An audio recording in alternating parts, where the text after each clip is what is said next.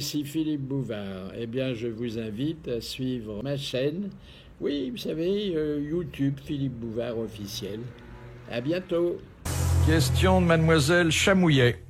Comment Néron se débarrassa-t-il de Popée? Alors, il a été voir l'empoisonneuse. Non. Alors, une partie de barque. Non.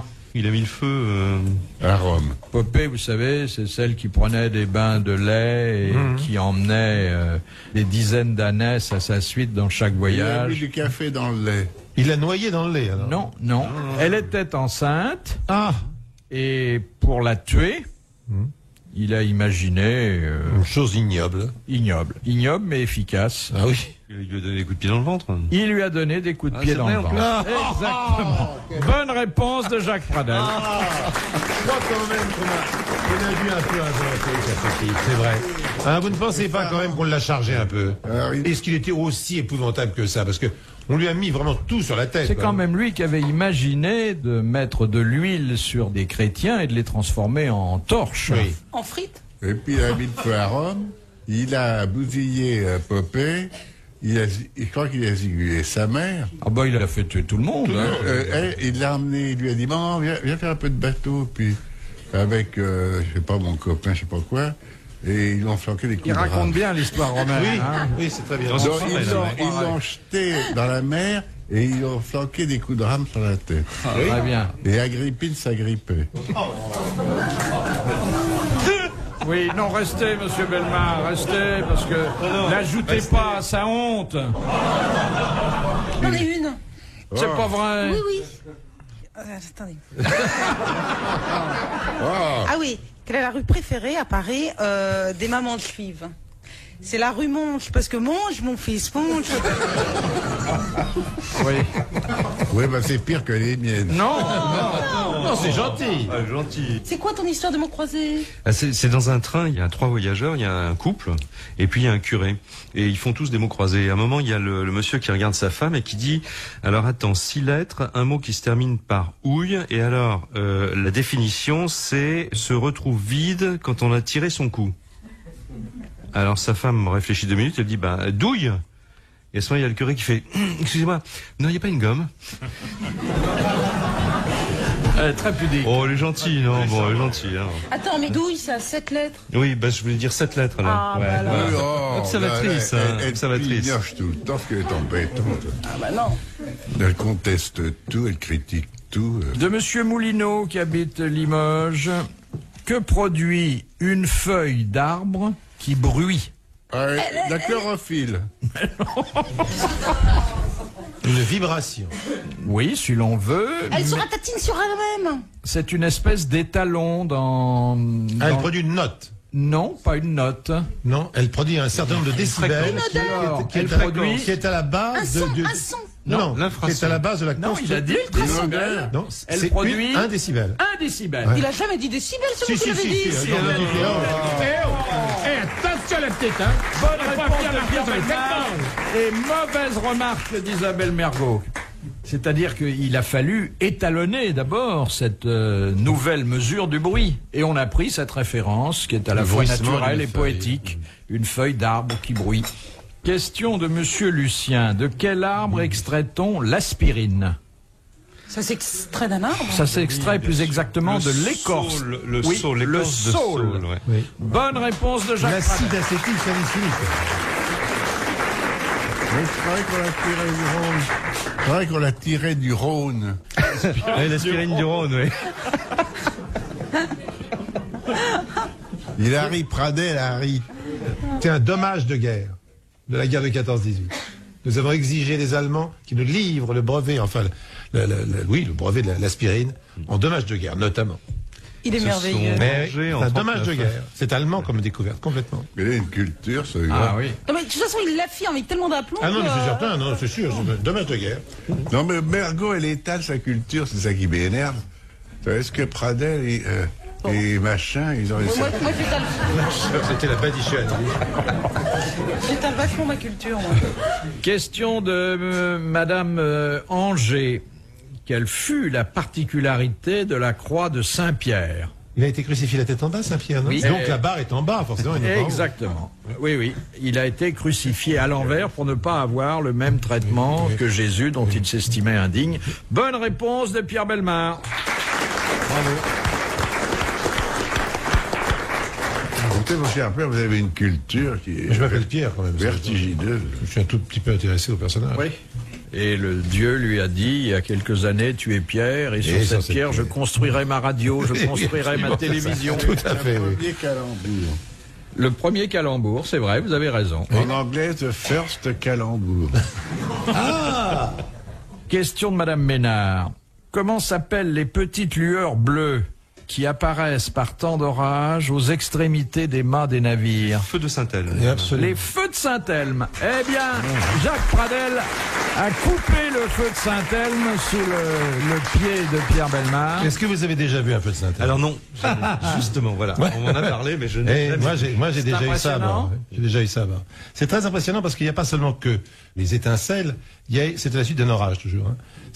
Tout simplement, on se charge en électricité, donc et statique énorme, une charge colossale. Ça y est, ça va être chiant Et surtout, encore. ça se met à chanter. C'est-à-dire que tout le bateau chante. Toutes les parties du bateau se mettent à vibrer. C'est très, très, très impressionnant. C'est surtout ça qui impressionne. C'est beaucoup plus ça que les étincelles. Putain, il est vachement sérieux, hein. Mais c'est très impressionnant. Et des feux follets, vous en avez déjà vu? Oui. C'est vrai? Les lucioles aussi, oui. C'est très beau. Moi, je rêve de voir des feux follets, je n'en ai jamais vu. Non, moi j'ai plein de lucioles dans mon jardin, c'est très joli le soir. Ah, mais les Les feux feux follets, follets, faut aller dans les cimetières. Je sais, Oui. mais je n'en ai La jamais vu. luciole au clair de lune, lui. Oh là là, attends, les infirmières vont bientôt arriver. Non, Très, très c'est fatigué. dans un poème de Verlaine. Et la luciole au clair de lune, lui. Bien. Oui. Oui, oui. Lui, c'est un brille. Oui, ben n'insistez pas, vous voyez déjà que on est tous... Les grosses têtes dans la nuit des temps sur RTL de 4h à 4h30. Question de monsieur Nectaire. Pour quelle raison, au Moyen-Âge, un jeune marié devait-il uriner au travers de son alliance? Faut viser bien, il fallait qu'elle ait un gros doigt, hein. Pour être fécond. Pour Alors, avoir des enfants, un garçon. oui, attendez, ça va fille. même plus loin que la procréation. Oui, Pour prouver qu'il était un homme, Oui, exactement. simplement. Ça prouve qu'on est un homme? C'est-à-dire, c'est pour écarter le spectre de L'impuissance. l'impuissance, il l'a dit. Bonne réponse de Pierre Bellemare, et merci aux autres. Philippe, allez-y. Allez-y, Philippe. On va tous voir si vous êtes impuissant ou pas. Allez. On fait son petit pipi. Allez. Non mais je ne vois pas du tout la preuve que ça apporte. Mais enfin, c'est pas grave. Mais attends, c'est une superstition médiévale. Bon, Oui. vous pouvez donner votre alliance à Castelli, il va le faire. Hein. Oh, Qu'est-ce que ça va prouver, franchement? Parce qu'une dame pourrait... Voulez-vous me dire, hein? Non, mais il y a un Et tas qui de... tenait l'alliance? Devant mettre partout. Oui, ça c'est important de savoir cela en effet. Attention, c'était le jour du mariage, donc c'était pour éviter l'impuissance la nuit des noces. Bon, Oui. ce qui est une situation Très désagréable. très désagréable. Qui est très désagréable la nuit des noces ou même les autres nuits, hein. Franchement. Non, j'ai dit une connerie là? La nuit de noces, c'est la bande-annonce en quelque sorte. Hein. Pas mal. Question de Monsieur Lacauve de Saint-Vigor-le-Grand. Qu'est-ce que l'envergure d'un oiseau? Eh ben c'est la taille de... Oh pardon. Pradel, C'est la taille on se voit un coup de poing dans l'œil. C'est quand il est en ses ailes. Ah oui, quand il est. C'est il ouvre d'un ses bout d'aile à ailes. l'autre bout d'aile. D'un bout d'une aile 1m50. déployée à l'autre Ah bah bout oui. d'aile. Ah bah oui, mais Bah, déployée. déployée. 1m50. Enfin, j'ai fait le geste. Bonne réponse d'Isabelle Mergo.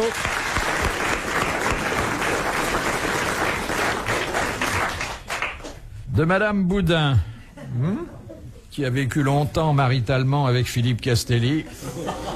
Madame Boudin. Oui, vous n'avez pas eu un Boudin dans votre vie?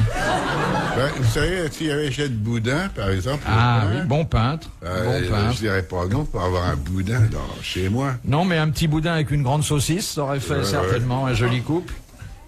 Vous vivez toujours seul? Ah oui, moi pas du tout, je suis très peuplé. Très peuplé. Et Ouais. des morpions? Wow! Pardon, autant pour Ouais, moi. tout Dieu. Tiens, donne-moi un petit bout de ta tourte. C'est de la tourte, c'est du pain au raisin avec des... Enfin, c'est pas du raisin, c'est des pépites de chocolat. Alors pourquoi peuplé? Oui, parce que j'ai écrit beaucoup, un peuplé de feuillets. T'as fini tes cartes de vœux? Oui, non, pas les cartes de vœux. Parce que je me suis lancé dans un roman. C'est pas vrai. Comment ça s'appelle? Amène-moi ta mère que je te recommence. Oui.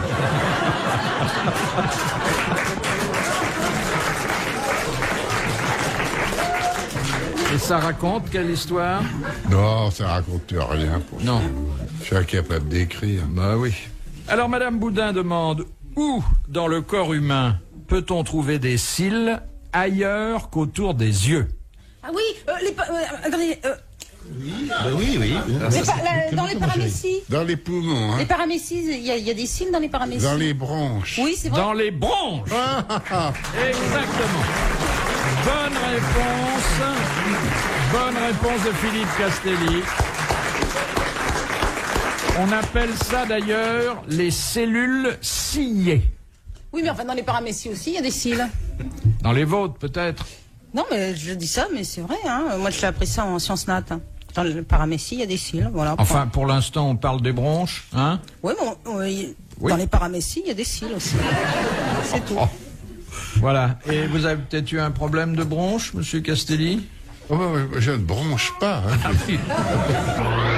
Philippe Bouvard sur RTL, 4h, 4h30, les grosses têtes dans la nuit des temps.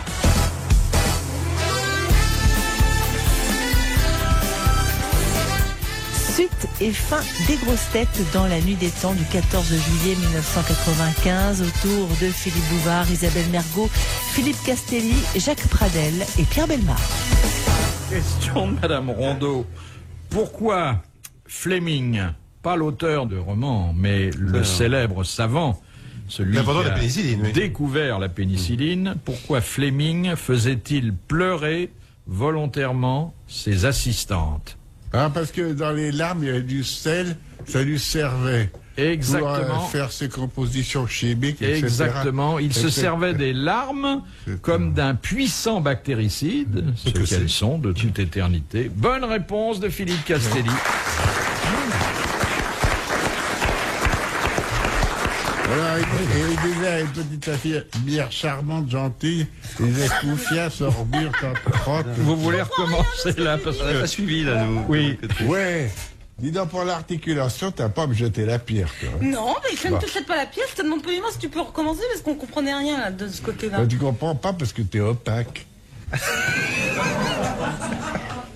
veut dire que ta cervelle n'est pas transparente. Pourtant, il n'y a pas grand-chose dedans. Si, c'est assez transparent. Alors, redites ce que vous vouliez dire. Je disais à une infirmière, salope, connasse. Pour la faire pleurer, oui. vous expliquez. Très bien. Ah bah oui, ça enrichit le dossier. Ça. Et les injures de Fleming. Je ne savais pas exactement les mots qu'il avait employés, c'est important de le savoir.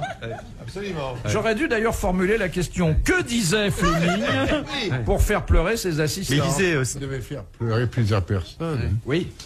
Mais donc il devrait dire, je crois, si ma souvenir est exact, mon souvenir est exact, il devait dire tas de connasses. Alors qu'en fait, il aurait apporté des oignons, il aurait dit. Et là, on était sûr qu'elles pleuraient les filles. Hein. Mais alors, il fallait des larmes de femmes, parce qu'il aurait pu s'appliquer Non, mais le les traitement. hommes pleurent moins facilement, Oui. c'est peut-être pour ça. Oui. Ah, c'est ça. Donc en fait, on pourrait vendre des larmes, alors ça serait un truc pas mal quand même. Mais n'oubliez pas, nous avons eu une question là-dessus, que lorsque le chevalier revenait de la croisade, sa femme lui présentait un petit récipient dans lequel elle avait déversé ses larmes pendant toute son absence. Elle mettait ça sous le robinet. Ah, c'est pour ça qu'on disait qu'on avait conservé aussi dans les reliques, il y a le poil de la barbe du prophète, il y a une larme de Jésus-Christ. J'avais lu ça dans les... Oui. Question de Monsieur Beltige. Quel est le seul cas où un parlementaire, malgré son immunité, peut être arrêté, et même pendant la durée des sessions? Pour intelligence avec l'ennemi. D'autres trahison, oui, c'est ça, non? Non. Ah, si tu quelqu'un devant témoin. Pour meurtre. Conduite en état d'ivresse? Non, mais attendez, je ne vous demande pas le délit, parce que c'est indépendant du délit. Mais il y a quelque chose qui, selon le code pénal français, justifie une arrestation immédiate. On n'a pas besoin de s'adresser au bureau de l'Assemblée. Dans l'hémicycle. À partir du moment où il est dans l'hémicycle? N'importe où. À n'importe où. En flagrant délit? En flagrant délit. Ah bon. Bonne réponse d'Isabelle Mergo. Quelqu'un devant tout le monde. Nous deux là, alors non? S'il est pris en flagrant délit. Voilà. dis, Eh si oui. tu- Une quelqu'un chose de- répréhensible, bien sûr. Oui. Ah bah oui. Flagrant délit d'adultère. L'adultère est dépénalisé aujourd'hui. C'est vous qui avez beaucoup agi, je crois, pour ça, non? Ça a été difficile. Oui, oui. Vous êtes arrivé sur une mission que vous étiez imposée dès votre enfance. Question de Monsieur Scran. D'après les alchimistes d'autrefois, qu'est-ce qui changeait les métaux en or? Bah, la pierre. La pierre philosophale. La pierre philosophale, bonne réponse d'Isabelle Mergot qui a dit la pierre et de Pierre Bellemare qui a donné la réponse complète. Mais il faut rendre... Non, je voulais dire, la pierre va bien répondre. Ouais, elle voulait dire la pierre à fusil, alors. Je ne savais pas que j'avais commencé à dire la moitié de la réponse. Question de Mademoiselle Belpère. Ah. Qu'est-ce que la propédeutique? Ah, d'abord, avant la médecine. Oui, mais d'une Ah, façon bon. plus générale. Il n'y a pas propédeutique seulement pour la médecine. C'est les études préliminaires. Ce sont les études préliminaires à certains diplômes, mais qui peuvent concerner les lettres comme les sciences. Bonne réponse d'un ancien de propédeutique, Philippe Castelli. Ce Castelli a été licencié très souvent.